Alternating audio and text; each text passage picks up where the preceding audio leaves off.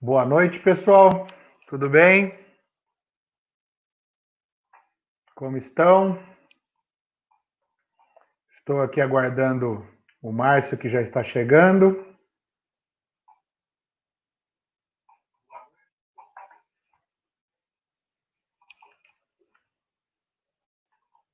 Bom, vamos lá. Boa noite a todas, a todos. Hoje nós teremos aqui um bate-papo com o psicanalista Márcio Marighella, uma pessoa muito querida. E o tema que nós vamos tratar hoje é um tema extremamente importante para a discussão da convivência, que é justamente a ideia dos encontros de segunda, desafios para a convivência. Hoje nós vamos tratar da questão da ética e psicanálise. Então, o Márcio é a pessoa mais indicada para nos ajudar aí a investigar essa junção desses significantes, e a gente vai, então, já começar aqui. Boa noite, Márcio. Boa noite, Hélio. Boa noite a todos que estão presentes nessa live. Agradeço o convite para participar dessa conversa. Eu que agradeço o seu aceite. Fiquei muito, muito feliz mesmo que a gente pôde efetivar esse encontro e começar essa conversa aqui. Bom, como eu havia falado, toda segunda-feira nós fazemos o Encontros de Segunda e vamos discutindo sempre um tema relevante para a questão da convivência. E hoje eu acho que é um tema basal, porque ele investiga a convivência em si mesmo, né? Então, a junção ética e psicanálise vai trazer para a gente aí uma reflexão, acho que um pouco diferenciada da convencional, quando nós falamos em ética como mera ciência que reflete sobre a moral, e vamos aprofundar aí a temática com a sua perspectiva da psicanálise. Então, eu já vou deixar você aqui em paz, vou parar de falar e colocar aqui uma primeira imagem que a gente trabalhou aí para você ficar à vontade. Márcio, por gentileza. Bom, obrigado pela oportunidade de falar sobre esse tema. Primeiro, acho importante destacar a diferença entre ética e moral, para depois falar da ética e psicanálise. Se a gente pensar primeiramente a diferença como um valor ético, né, e aí já nos dá uma pista, né, um indicativo para essa distinção entre ética e moral. Porque a moral implica o apagamento da diferença, a exclusão da diferença. Muitas vezes, a eliminação de forma violenta, cruel, criminosa da diferença. Em nome da moral, se realiza uma espécie de exclusão da diferença. Ora, se afirmamos a diferença como um valor ético, isso já é uma pista para pensar a ética em oposição à moral. Talvez a primeira abordagem aí, se você quiser colocar aquele cartoon que eu passei, então, da diferença entre ética e moral, e quero lembrar aos participantes que é um cartoon do tempo em que estava em plena efervescência o escândalo do Mensalão. Então, não é um cartoon atual, no sentido da atualidade política, né? Mas já tem algum tempo. Então, o garoto que pergunta ao pai, né, o que é ética, moral, decência, caráter, probidade, honradez. Né? São elementos aí, são significantes que, de algum modo, definem, né, aquilo que podemos aceitar, né, ou rejeitar do ponto de vista político. Então, a diferença, vamos começar fazendo um apontamento na raiz etimológica. Os gregos tinham uma forma de distinguir ética e moral, que essa distinção deve-se ao acento que a palavra tinha quando usada. Né? Então, com o agudo, ethos, né? Então, com acento agudo, designava o campo da moral, isto é, o conjunto de valores normativos que são critérios de conduta assumidos como habitual e costumeiro. Então, nesse sentido, o ethos é aquilo que se refere à repetição, né? A uma espécie de padrão de repetição.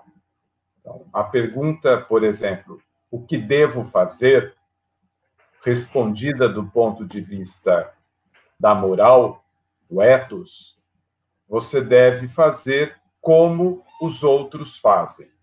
Você deve fazer aquilo que todos fazem, aquilo que os seus pais fizeram, seus avós, seus tataravós, enfim. A moral ela é transmissível, né, muito mais pelo que não é escrito do que pelo que é escrito. A transmissão da moral se dá por vias, né, da oralidade, dos gestos, né, de tudo aquilo que envolve o comportamento do sujeito em coletividade. A moral ela é sempre prescrita para o coletivo. E quando a gente tem essa questão do escrito, a gente também vai para uma outra fronteira desses conhecimentos que dialogam, que é o direito, né? Acho que o direito ele é um impositivo de cima para baixo escrito e que é obrigatório mesmo. A moral ela tem esse quê da assunção, né? Da internalização da regra moral, diferentemente da regra do direito que é imposta efetivamente. Exatamente. Por isso, essa tradução, né, da conduta habitual, daquilo que é costumeiro. Então, quando você pergunta assim, mas por que você faz isso? Porque, né, todo mundo faz, meu pai faz, meu tio faz, o outro faz. Então, porque os outros fazem, eu faço também. Né? Porque é algo que é dado de maneira... eu acho que a palavra habitual é bem apropriada. Né? É o lugar onde o sujeito habita. Né? Habitual tem a ver com isso, com habitação. Né? O sujeito habita a moral. Né? Ou ele é habitado pela moral, por ela. seja melhor dizendo. Né? Exato. Mas é a casa, né? É o costumeiro ali, aquilo que é transmissível de maneira habitual. Ao contrário, se você puder mudar o slide para ajudar quem está nos vendo, então,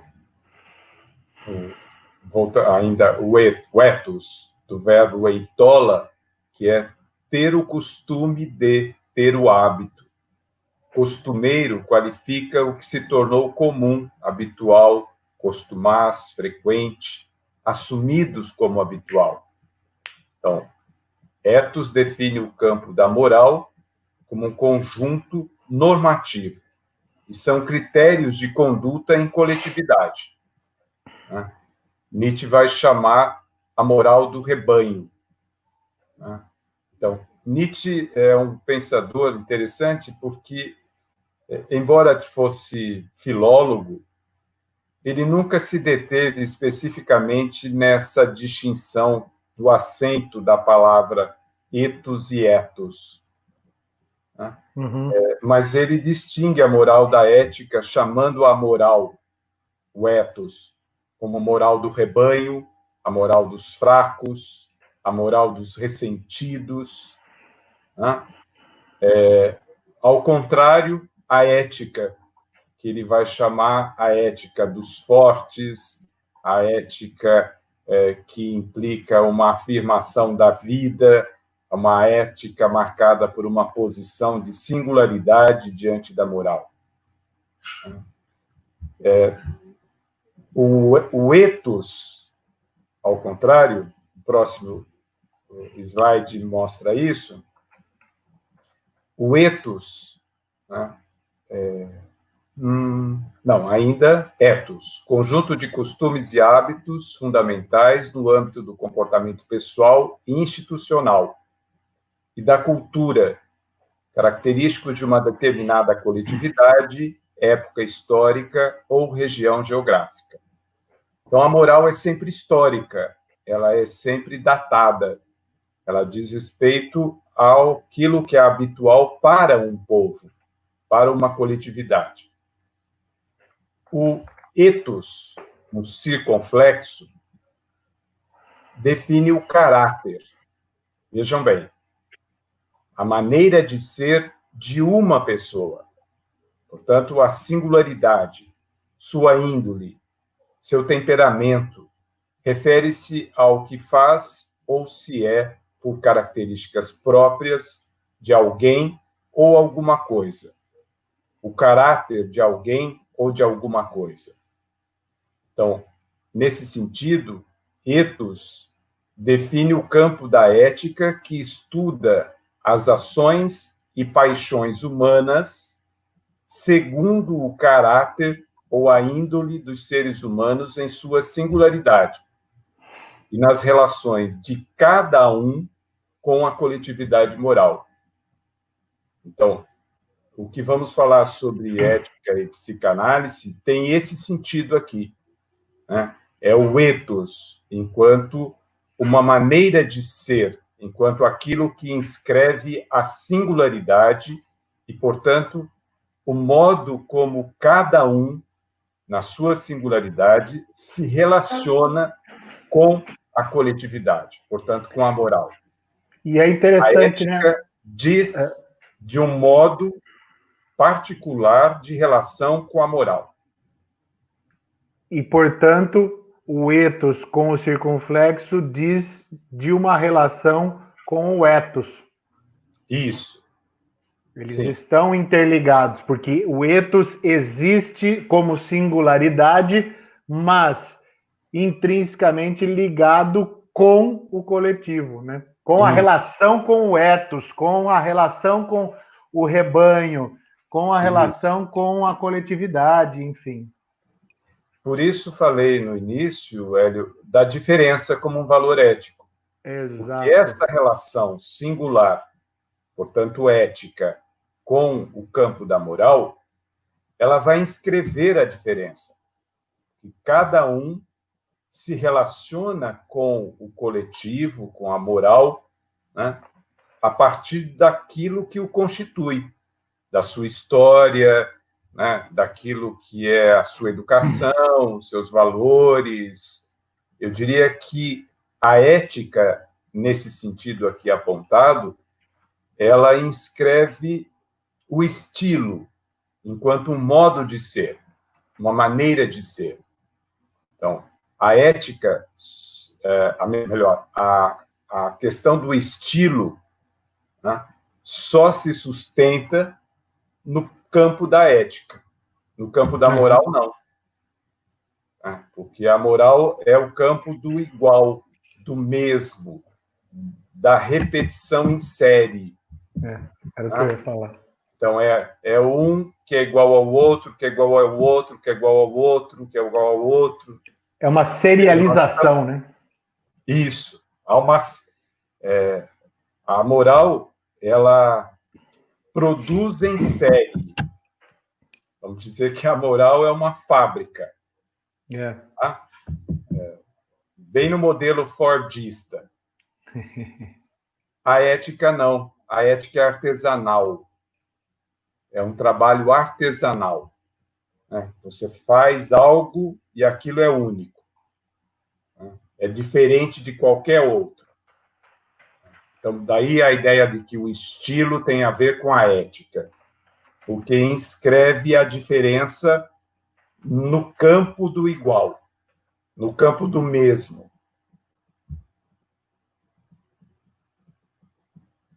Muito bem. Essa questão do artesanal, e aí pensando em avaliar, eu quero tentar avaliar uma coisa que me parece que é uma leitura do senso comum, que é justamente o contrário do que se pretende a ética como artesanal, como sendo um valor, né? No momento em que você passa a traçar a sua vida de maneira ética, ou seja, artesanal, ou se a gente for usar a figura nietzschiana da obra de arte, Sim. O rebanho lhe dirá, você é excêntrico, né? Você foge da série, portanto, você não tá correto, né? Sim, sim. E essa distinção me parece muito importante porque ela não nega a moral. Ela não é uma posição infantil, vamos chamar de negação da moral. Ao contrário, ela afirma para ultrapassá-la. Exato. Posição ética. Né? O sujeito tem uma posição ética, ele não é ético. Essa pergunta eu acho... o sujeito é ético, não é ético? O sujeito tem uma posição ética. Então, a ética diz respeito a uma posição. E eu diria, é uma posição de atravessamento da moral, né? De atravessá-la, de ir para o outro lado dela. O Nietzsche usou muito bem o título para expressar isso, usou o título do seu livro, que é Para Além do Bem e do Mal. Se entendermos que o bem e o mal, né, enquanto valores morais ideais, que são ideais, né, a ética implica esse para além do bem e do mal. Não é a negação do bem e do mal, é atravessá-lo, é ir do outro lado, ou, se você quiser, tomar uma outra posição. Então, é possível que o sujeito tenha uma posição moral e é possível que ele tenha uma posição ética. No mesmo sujeito, vejam bem. Então, o sujeito não é 100% ético o tempo inteiro e não é também 100% moral o tempo inteiro, salvo, né, aqueles que a gente conhece, que, em nome da moral, proclamam a verdade.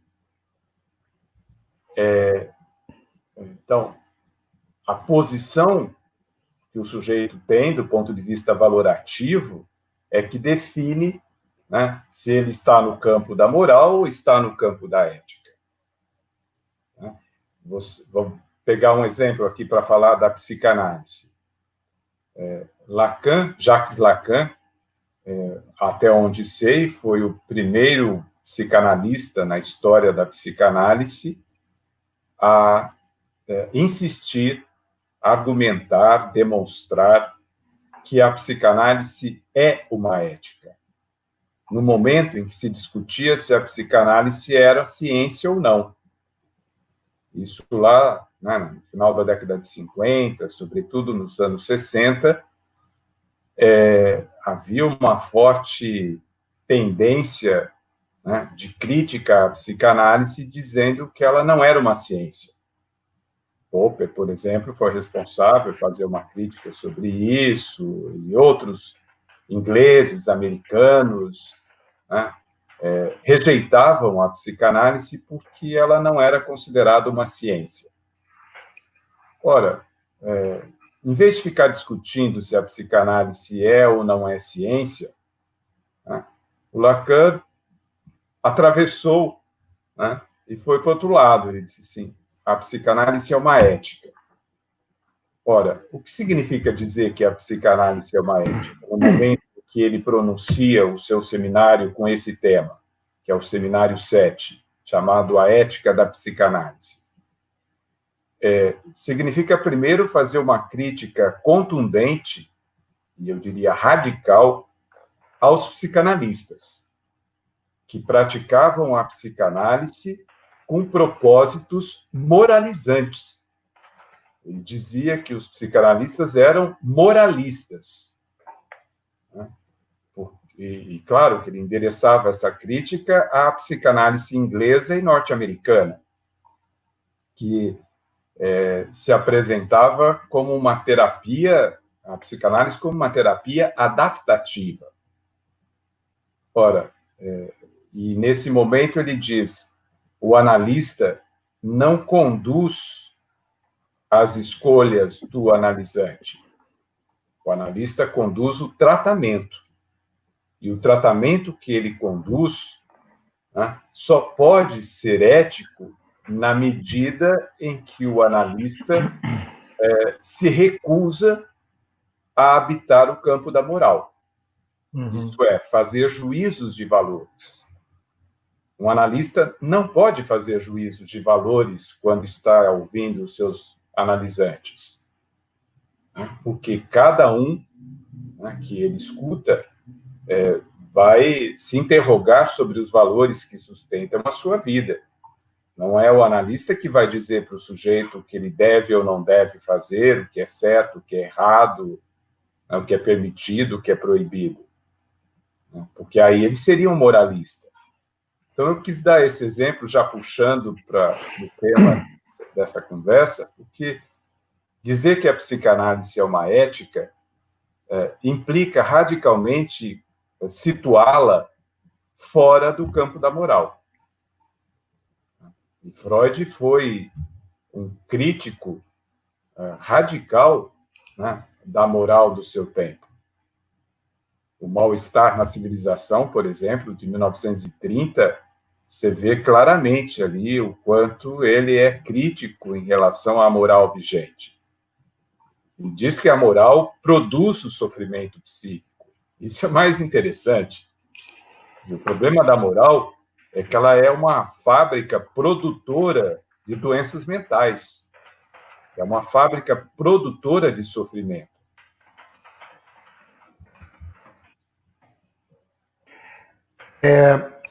Eu queria voltar um pedacinho que você falou a respeito da relação do psicanalista com a pessoa que ele está trabalhando, e dizer que talvez então seja o momento de trabalhar a psicanálise como uma ética em vez de ser uma moral, né, dele não emitir juízos e valores morais para a pessoa com quem ele dialoga, no sentido do psicanalista abrir mão de fazer um exercício, uma relação de poder com a pessoa com quem ele dialoga. Sim. E esses juízos... Esse poder, só um instante aí, Uhum. O Lacan criticava esse poder chamando de poder pastoral. De novo o rebanho. Exatamente. Quando o analista se põe a emitir juízos de valores, né, ele está exercitando um poder pastoral. Ora, esse poder pastoral já foi muito investigado, né, e, sobretudo, o último volume da História da Sexualidade, do Michel Foucault, que se chama As Confissões da Carne, traça a genealogia desse poder pastoral, a partir da moral cristã. O Nietzsche fez o mesmo na genealogia da moral. Ele mostra o poder destrutivo, o poder de apequenamento da vida que esse poder pastoral impõe e exige. Porque ele exige a renúncia. Né? A renúncia da singularidade em nome do coletivo. Que é uma das renúncias do poder pastoral, né? Porque Sim. A renúncia maior, eu acho que no caso da crítica de ambos é do cristianismo, é a renúncia da vida em troca da vida ulterior, né? Da Isso, vida do além-túmulo, como diria Zaratustra. isso, sim. É a renúncia da experiência corpórea, é a renúncia da corporiedade. Foucault, lá no volume 4, ele diz assim, mas por que raios esse poder resolveu exercer a sua potência máxima em torno do sexo? Essa é uma pergunta interessante, né? Porque o poder pastoral, aí, o poder moral, ele vai fazer um regramento do uso do corpo, dos prazeres sensíveis. O sexual aí é apenas um elemento desse conjunto de prazeres sensíveis. Então, a moral, ela exige, sim, a renúncia corpórea, a renúncia do corpo, da corporiedade, em nome de um bem maior, né? Que seria a salvação da alma no cristianismo, em nome de um poder higienista, né? Em nome de hoje, podemos falar de um biopoder. Uhum. Está tudo em jogo nesse campo da moral. Até nós não chegamos a falar nisso nos bate-papos que a gente fez antes da live, mas você usou uma palavra aí que eu acho que isso tem sido o foco de uma preocupação muito grande minha, que um dos retornos, queria que você comentasse isso, um dos retornos que nós teremos, que eu prevejo que nós teremos fortemente implantados de Covid para frente, é o biopoder em nome do discurso sanitário, por exemplo, em nome da circulação das pessoas pelas fronteiras. Então, o aumento do controle dos corpos, como, por exemplo, eu vi um shopping na Itália reabrindo, eles fizeram dentro do shopping um sistema de trânsito igual de carro. Então, as pessoas vão nessa faixa, elas só podem voltar na outra faixa. Tem sensor que está capturando a presença dos corpos e mostrando a temperatura dos corpos. Uhum. Se alguém tiver uma febre, já vai ser abordado. Isso vai também para os celulares, para os aparelhos que estão colados ao nosso corpo. E isso vai ser usado como desculpa para um controle maior ainda do que o que a gente tem, né? Sim. Se você quiser tirar esses slides, a gente fica com imagem maior aí. Legal. Isso. Aí. Então, como é que esse biopoder está a serviço da moral? Ou que moralidade, né, que forma de moralidade esse biopoder requer ou exige? São perguntas... Bom, o Foucault já se debruçava sobre o biopoder, né, desde a década de 80, e agora estamos diante de uma situação de pandemia em que esse biopoder mostra sua face mais, eu diria, cruel naquilo que diz respeito à regulagem ou à regulamentação dos comportamentos e dos corpos. Claro, isso em nome de preservar a vida, em nome da saúde pública, etc. e tal.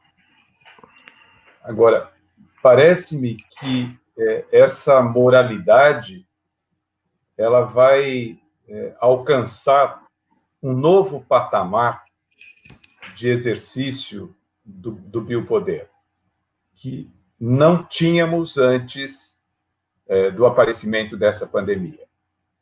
Nós estamos num momento histórico de descontinuidade, de ruptura com tudo aquilo que é chamado os modos de representação do mundo e de si no mundo. que até então conhecíamos. Uhum.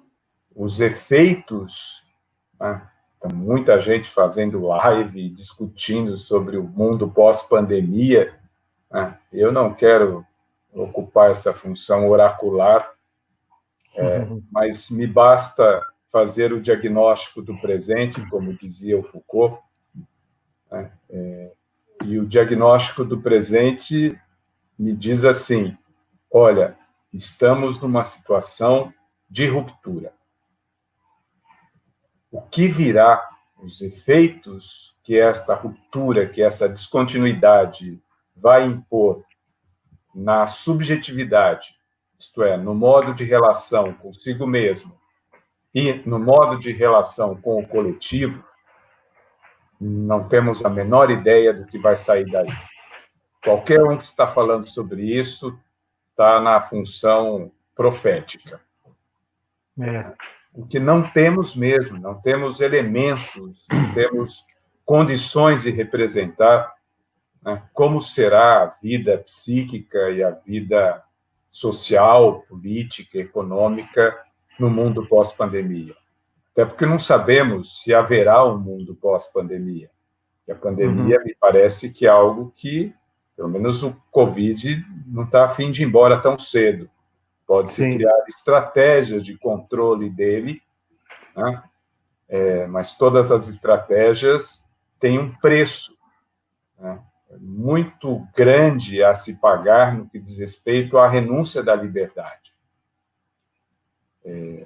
É certo que, no momento, essa discussão vem sendo feita em vários lugares, é certo que no momento em que a morte nos acossa, né, você não está em condições de dizer, bom, eu faço o que eu quero, a liberdade é minha, e eu sou livre, a Constituição me permite ir e vir. Olha, quando se estabelece um lockdown, por exemplo, né, o Estado diz para os cidadãos, estou pegando exemplos de países que decretaram lockdown, nós, lamentavelmente, fingimos que entramos em isolamento e estamos fingindo que estamos saindo do isolamento. Essa é uma tragédia anunciada na realidade brasileira. Mas, tomando a realidade de países que fizeram lockdown, o Estado, né, diz assim, olha, você renuncia à sua liberdade de ir e vir, e em troca dessa liberdade, eu dou uma garantia para você. Então, e de fato, o Estado se apresenta, isso é hobbesiano. Né, o Leviatã. O Leviatã, está claro? Né? Ele diz assim, olha, você renuncia à sua liberdade, né, e em troca eu te ofereço segurança. Te dou garantias de segurança. Bom, é uma troca justa. No momento em que não há o que fazer, né, você faz uma troca com o Estado, uma barganha com o Estado, mas ela é temporal e não é para sempre. Essa barganha ela tem um prazo, ela tem um tempo. Bom, no momento em que os Estados fizeram isso, estou falando de países, né, suspenderam o lockdown, então falaram, agora vamos sair em fases. Isso, aquilo, mas olha, a gente não tem nenhuma garantia a respeito disso. O sujeito aceita, né, essa negociação da liberdade porque ele tem a garantia de que alguém está pensando nele. Agora, até onde vai essa troca? Qual é o limite dessa barganha? Até onde estamos a fim, né, de barganhar com o Estado, né, a nossa liberdade por proteção? A sua pergunta, acho que parece que vai nessa direção.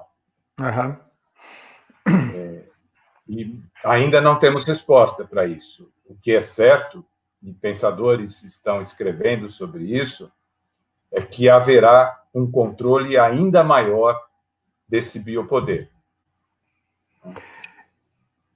E eu vejo hoje o Leviatã, que é como Estado, acompanhado de um outro Leviatã, que é o mercado, né? Mercado e Estado juntos, porque não é só mais...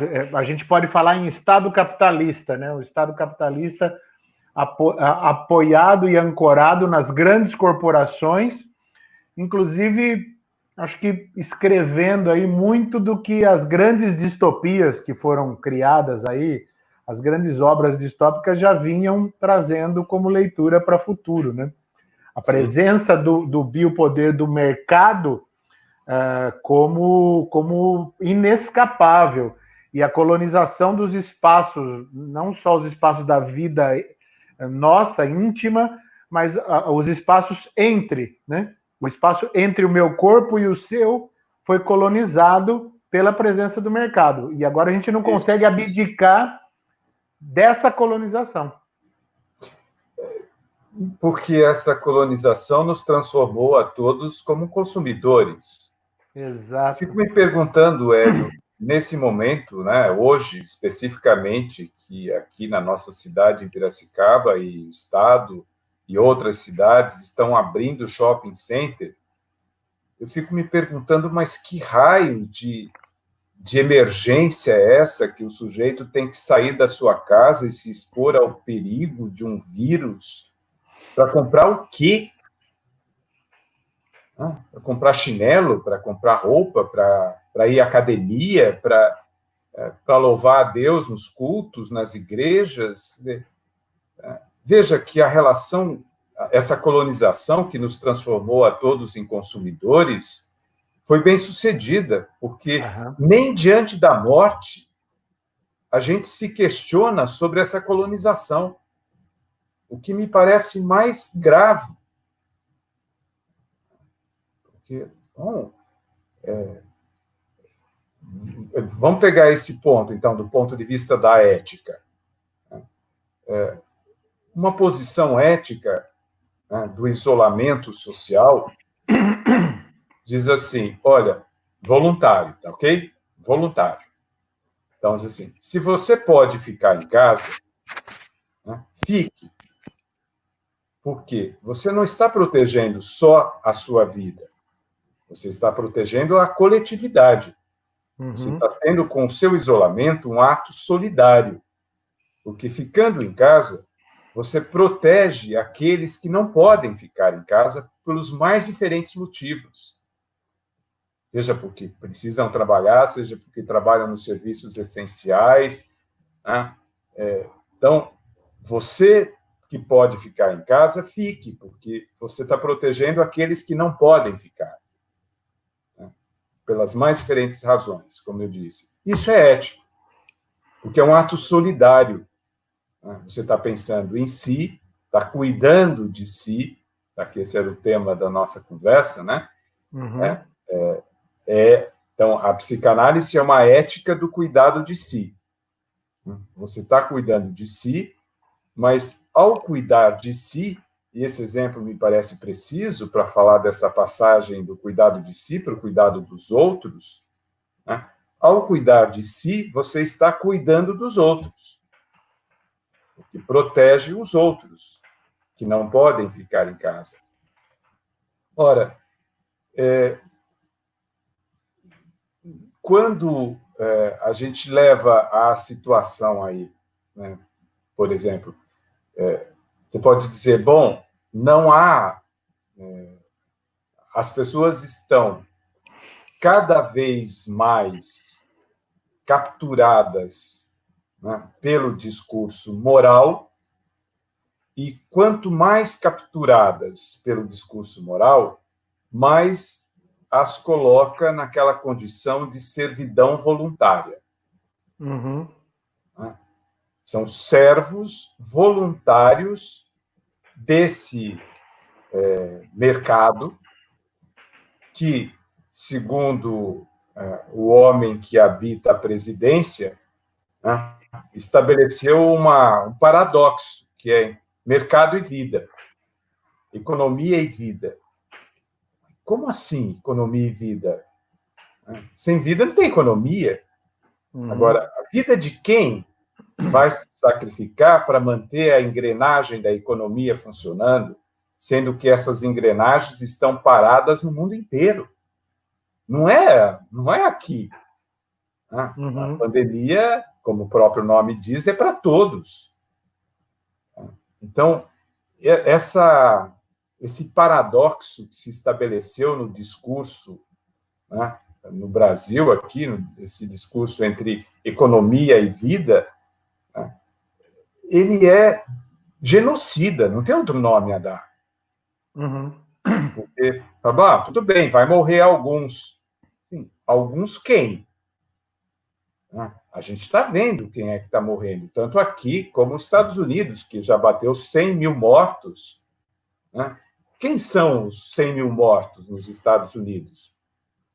Os dados mostram, são negros, são latinos, são imigrantes, são pessoas que moram na rua, pessoas, né, que são deixados à margem pela economia, pelo mercado. Olha, um país tão desigual como o nosso, né, o que vai acontecer? Quem serão os mortos? Por certo, os pobres, os negros, os miseráveis, aqueles que não podem ficar em casa, porque não tem casa para ficar. E mesmo a casa que tem, né, é habitada por muitos. Como é que você vai dizer numa periferia fique em casa? Isso é um discurso classe média. Uhum. O Estado tem que proteger aqueles que não têm onde ficar, que não têm condições de se protegerem numa pandemia. E é isso que, em Portugal, né, o Estado disse, olha, fiquem em casa e eu protejo aqueles que não podem ficar em casa. E, de fato, os atendentes de supermercado, de farmácia, os lixeiros, né, ganhavam bonificações por estarem trabalhando. Além do salário, eles ganhavam uma bonificação do Estado, um reconhecimento do Estado por estarem trabalhando. Veja, é uma outra lógica. Ali você tem Estado. Né? Um Estado que se apresenta como alguém que que tem a função de proteger a população. Uhum. Aqui a leitura que eu tenho é que o vírus ele é uma arma conveniente ao propósito que você usou o termo genocida, e porque justamente a condição das pessoas vai definir quem é que vai ter mais vulnerabilidade, né? Sim. E aí entra a cegueira quase coletiva, que é a da negação dessas condições que são óbvias, né? Não, isso não existe, isso não está acontecendo, isso não é bem assim, e a negação de que quem vai ser mais prejudicado é quem tem menos condição. Então, de novo, a nossa classe média ressentidíssima, né, constitutivamente ressentida, Sim. tendo uma oportunidade agora de fazer uma limpeza. O que vai acontecer aqui no pior sentido da palavra, é uma limpeza pela indiferença, pelo discurso da indiferença, né? Uhum. E uma coisa que você falou da questão da moral, que eu considero hoje já, há um bom tempo, a moral que nós temos, a moral que nos regula por essa aceitação, é uma moral contaminada pelo Código do Capital, né? Ela é uma moral capitalista, ela coloca os elementos do DNA capitalista na essência da moral, como, por exemplo, tempo é dinheiro, relação custo e lucro, né? Que as pessoas sempre fazem o cálculo. Quando eu vou pensar, eu não penso mais na educação, por exemplo, do meu filho, como sendo algo em si para a educação dele. Eu penso como um investimento. Então, o nosso próprio léxico, né? As palavras que nos ajudam a constituir o mundo, elas estão totalmente contaminadas por essa presença do capital. E eu acho que justamente nesse sentido é que o vírus está sendo usado. Está sendo usado como um mecanismo de limpeza mesmo. Não é uma limpeza étnica, porque nós não estamos falando numa etnia, mas é uma limpeza social, no pior sentido que a gente possa usar. É verdade. Você toca num ponto, me fez lembrar o texto do Max Weber, um grande pensador, né, que escreveu lá A Ética Protestante e o Espírito do Capitalismo. Eu acho um equívoco a tradução desse título. Deveria ser Moral Protestante e o Espírito do Capitalismo. Sim. Porque o espírito do capitalismo se fundamenta na moral protestante. Exato. Né? Se fundamenta nessa moral protestante. Bom, se a gente vê o cenário em que nos encontramos, né, essa moral protestante está no poder. E eu queria lembrar um outro dado que me chamou a atenção essa semana. Bom, particularmente, eu sigo as orientações da Organização Mundial da Saúde. Reconheço como uma instância, né, legítima de informação sobre a pandemia, desde o começo. Tá? Quem eu me refiro, né, para pensar, tomar decisões e ver o que está acontecendo, a Organização Mundial de Saúde. Ora, hoje a Organização Mundial da Saúde diz uma nota, né, não sei se chegou a ver, que o pior da pandemia ainda não aconteceu no Brasil. Então, eles estão e não sabem prever quando isso vai acontecer, mas afirmam que o pior da pandemia, o tal chamado pico, né, de mortes e contaminação, ainda não chegou. Isso porque estamos já há mais de 2 meses nessa situação, está 3 meses. Por outro lado, você pega uma fala da Secretaria Municipal de Saúde, semana passada, quando o governador anunciou lá a liberação das atividades comerciais, né, a Secretaria Municipal de Saúde dizendo, não, olha, aqui está tudo sob controle. Oi, como assim sob controle? Eles controlam o quê? O Covid, é isso? Vocês têm um controle sobre o vírus? Como pode dizer que a cidade está sob controle se a Organização Mundial de Saúde está fazendo um alerta que o pior ainda está por vir? Ora, o que significa o pior no momento em que as pessoas voltaram para a rua como se não houvesse amanhã? A situação na Itália é um exemplo para a gente. Na Itália, a Espanha foi mais esperta, né? Ora, o que aconteceu com a Itália? Eles decretaram lockdown quando o pico de contaminação tinha batido lá no alto. E aí o que houve? As pessoas foram para casa, né? Contaminaram-se todas na mesma família, dentro de casa, e aconteceu o quê? Uma quantidade de mortos dentro de casa. Podiam ser atendidos e nem o serviço funerário conseguia tirar, e tinha casos de conviver ali com o corpo morto do seu ente querido 2, 3 dias. Imagine o que é isso. O desespero. Você ter um ente querido morto e não poder fazer nada com o corpo, não poder enterrá-lo, não poder... Né?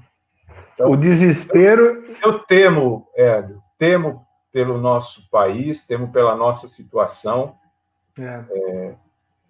e eu, não querendo ser alarmista, mas esse cenário aí está se mostrando como inevitável.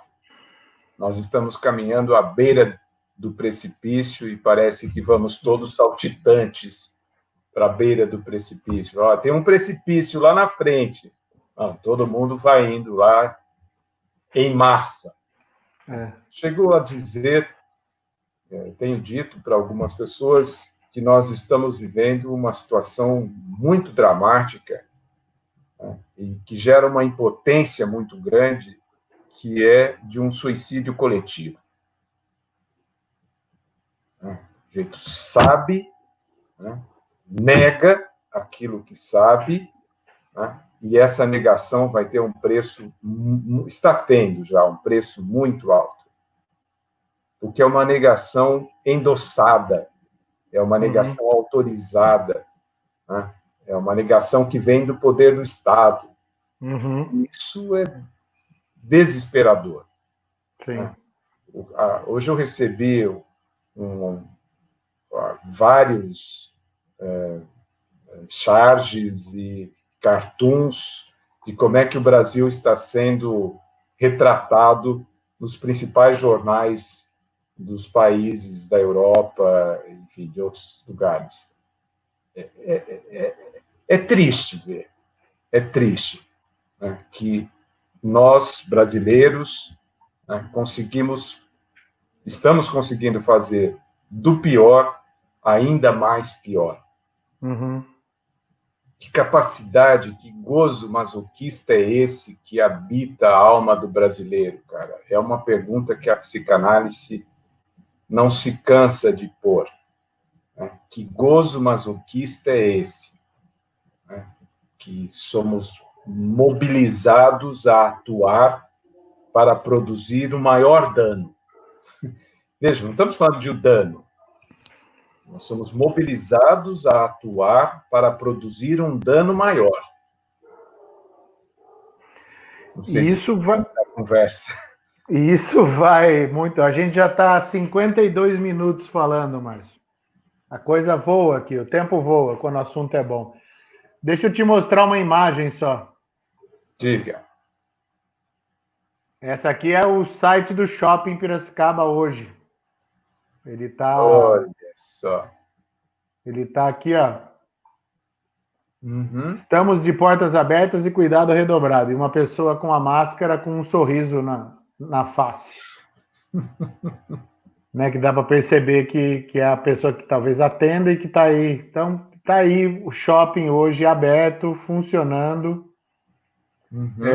Lojas com funcionamento reduzido, os restaurantes não podem servir em loco, mas eles podem servir em delivery e drive-thru. Agora, justamente a grande pergunta é qual é a necessidade, por que precisa, por que alguém precisa ir ao shopping no meio desta bagunça?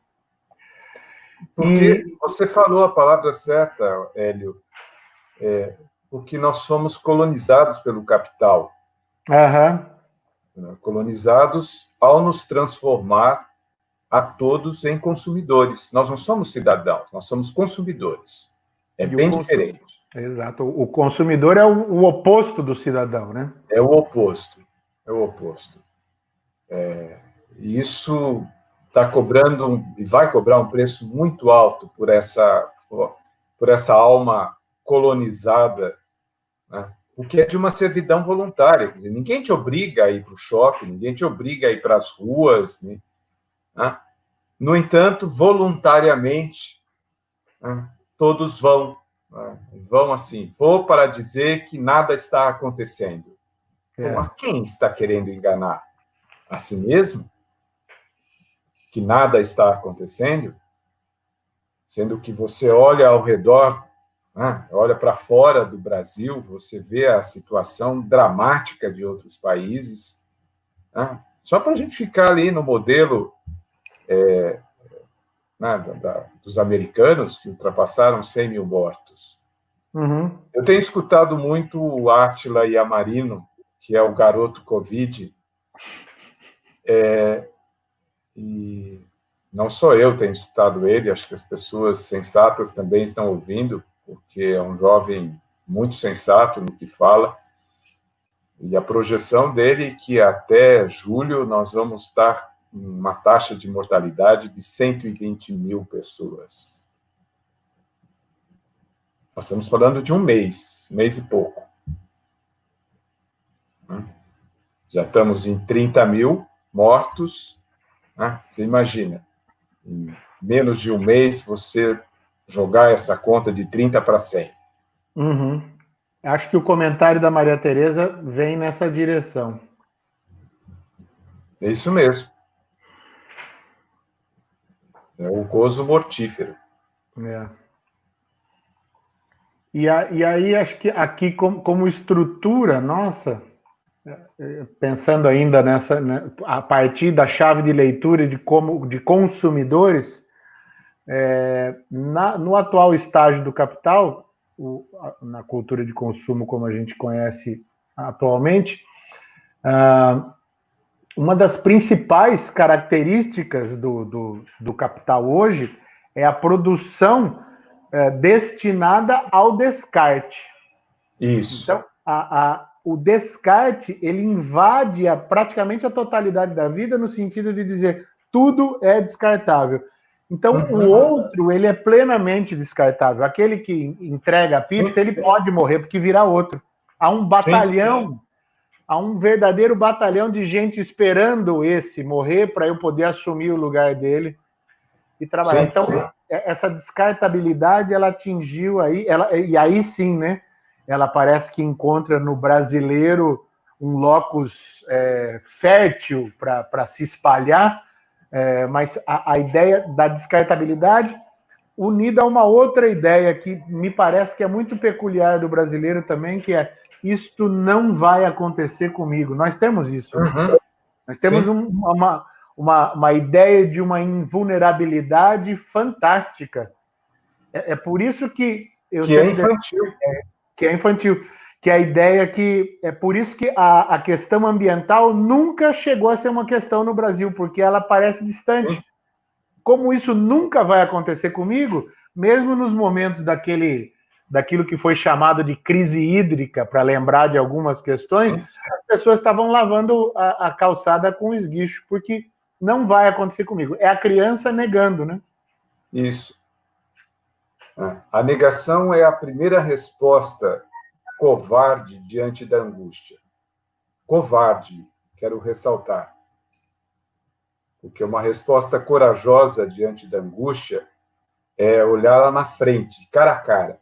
Assim, então, é isso mesmo. O que é que eu vou fazer com isso?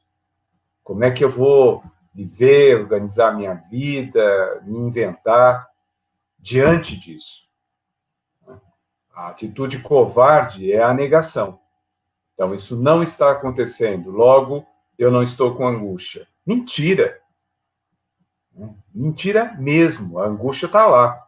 Mas na frente dela tem um tampão que diz é a negação. A negação funciona como um tampão. Você não quer se haver com aquilo que promove a angústia. Mas é uma negação infantil, por certo, porque, sabe aquela da criança assim, estou com medo, eu ponho a mão nos olhos? Se eu não ver, eu não tenho medo. Uhum. É a posição mais primária do ser humano. Covarde para os adultos, não para as crianças, hein? Covardia aqui que me refiro se refere aos adultos.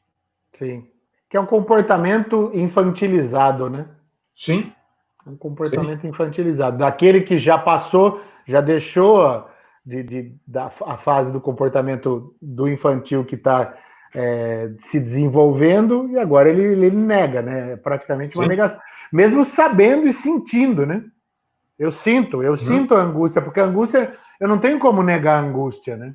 Dizer, agora, hoje eu não vou sentir angústia.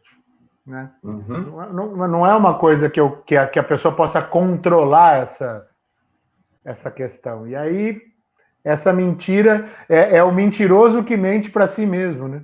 E acredita. Isso. Sim. Muito bem. Márcio, 1 hora de conversa. Eu queria que você dissesse aí para a gente um encerramento aí. Eu fiquei muitíssimo feliz quando você aceitou. Foi uma alegria muito grande e assim uma contribuição enorme para os encontros de segunda aí que eu tenho promovido. E gostaria que você mandasse aí uma mensagem final para a gente sobre a ética na psicanálise e esses tempos estranhos.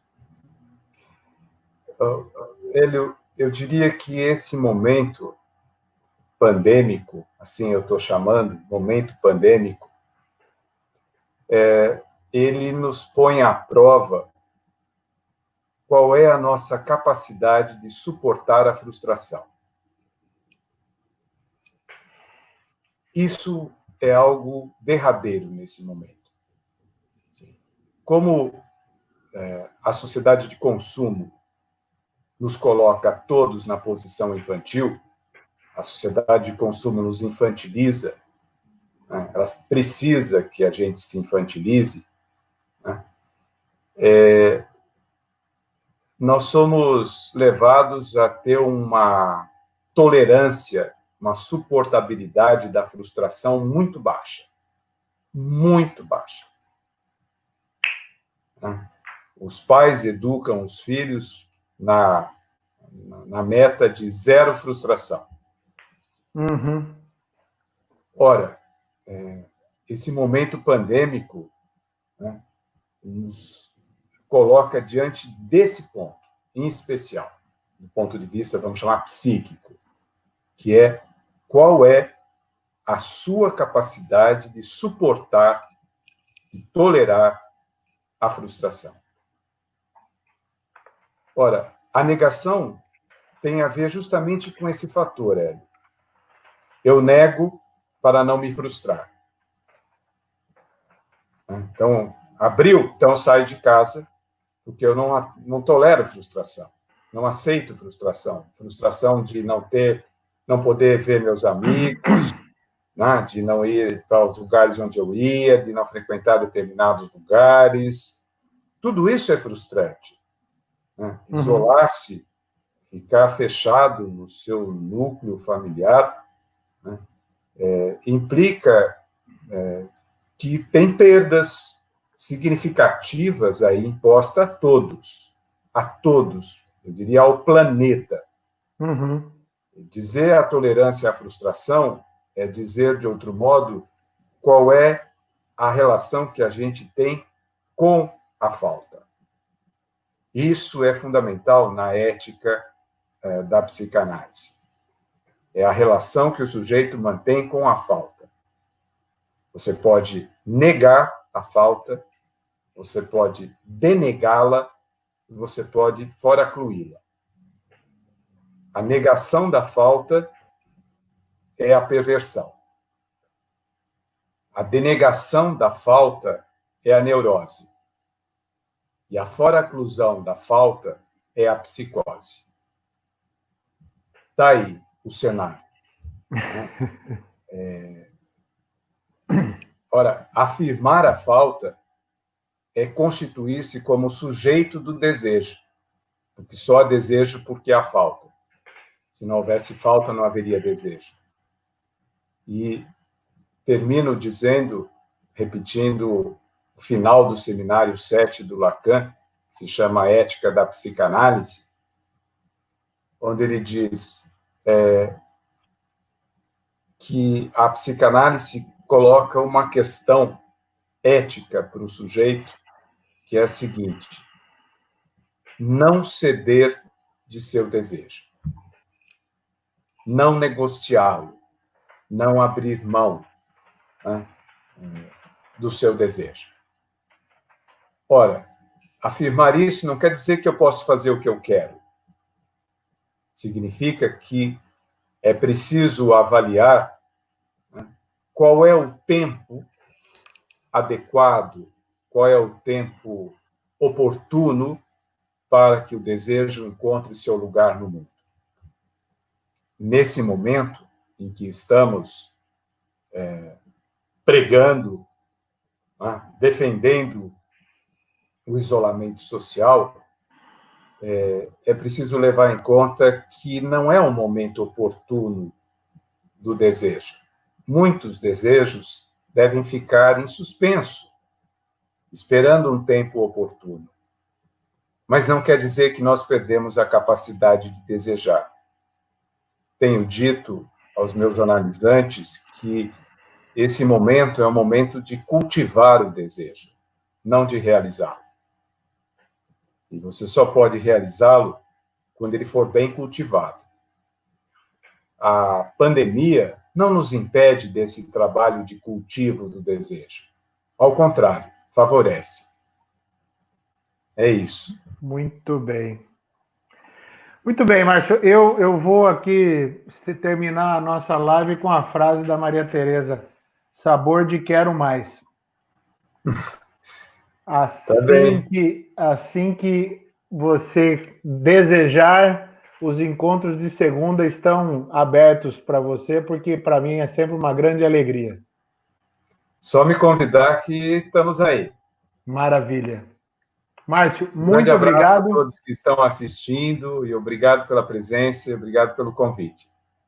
Eu fico muito feliz e espero que a gente tenha realmente outras oportunidades para poder conversar, trocar ideias e levar as pessoas às reflexões sobre a convivência com o outro, consigo mesmo e com os ambientes que nós vivemos.